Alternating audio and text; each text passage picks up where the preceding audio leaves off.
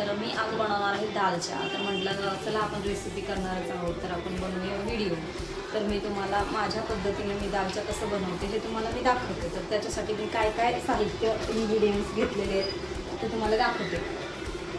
तर मी पुदिना, कोथिंबीर आणि हे लाल मिरची टाकण्यासाठी घेतली आहे, काश्मीरी मिरची, कांदा, खडा मसाला आणि सांबार मसाला हे लागणार आहे आपल्याला. आणि अद्रक लसूणची पेस्ट म्हणजे मी असं वाटून घेतलेली आहे. आणि हे भोपळे म्हणजे भोपळा चिरून काप करून ठेवलेला आहे. आणि मी कुकरमध्ये डाळ लावलेली आहे, ते शिट्टे झालेले आहेत 4.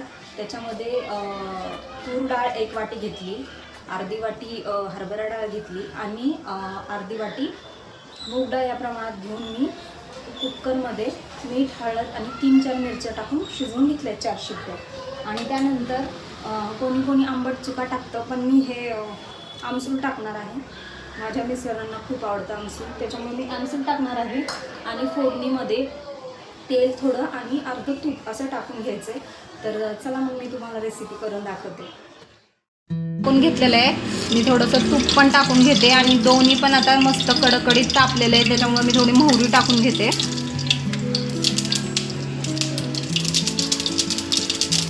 त्यानंतर हे खडा मसाला मी सगळा टाकते. याला थोडंसं अद्रक लसूण पेस्ट केलेली आहे ती मी यामध्ये टाकून घेते. मी टोमॅटो स्किप केले कारण की थोडंसं तुम्हाला टाकायचं तर तुम्ही टाकू शकता टोमॅटो. अद्रक लसूण पेस्ट झाली की परतली की थोडासा कांदा टाकायचा आपण चिरलेला, तो चांगला गोल्डन ब्राऊन भाजून घ्यायचा.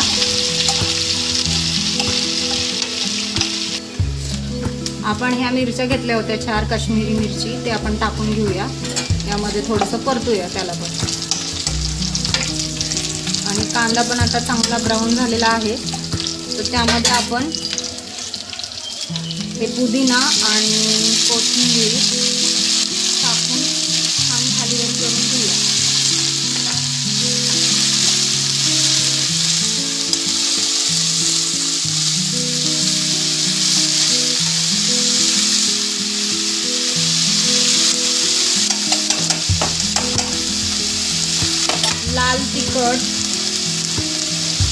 लाल तिखट आपल्याच तिखट म्हणजे ज्या खाण्यानुसार टाकायचं.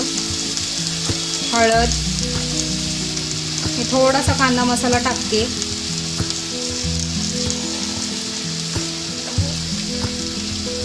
आणि त्यानंतर आपल्याला टाकायचा आहे सांबार मसाला.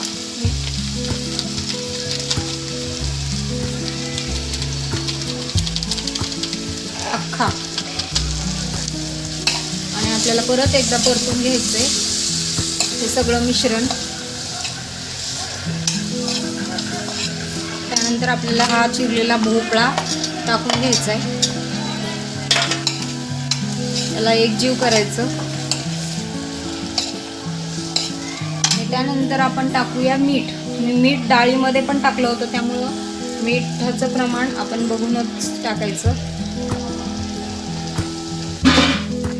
परतून घेते मी चांगलं आणि थोडंसं पाणी टाकून 5 मिनिट शिजवून घेते. यामध्ये साधारण 1 ग्लास पाणी टाकून घेऊया, म्हणजे 1 ग्लास म्हणजे छोटा ग्लास आहे हा.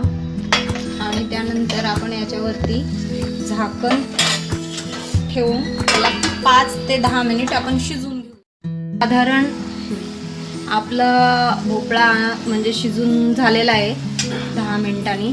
तर त्यामध्ये मी हे आमसूलचा जो रस होता तो मी टाकते आंबटपणा येण्यासाठी.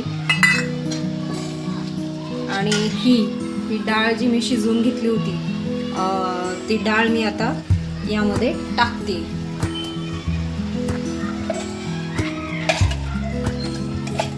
सगळीच डाळ मी याच्यात टाकून घेतली. तर त्याला चांगलं परतून घेते.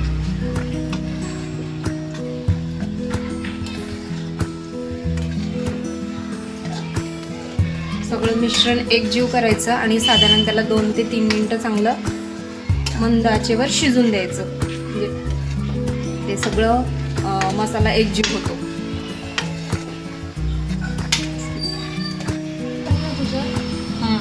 त्याच्यानंतर झालं.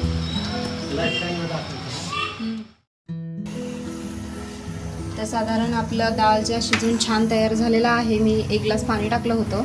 अजून कोणाला म्हणजे रस्सा आवडत असेल तर अजून थोडासा पाणी टाका आणि याला जिरा राईससोबत मस्त खाऊन घ्या. तर तुम्हाला ही रेसिपी कशी वाटली नक्की कमेंट करून सांगा आणि लाईक शेअर सबस्क्राईब नक्की करा. थँक्यू.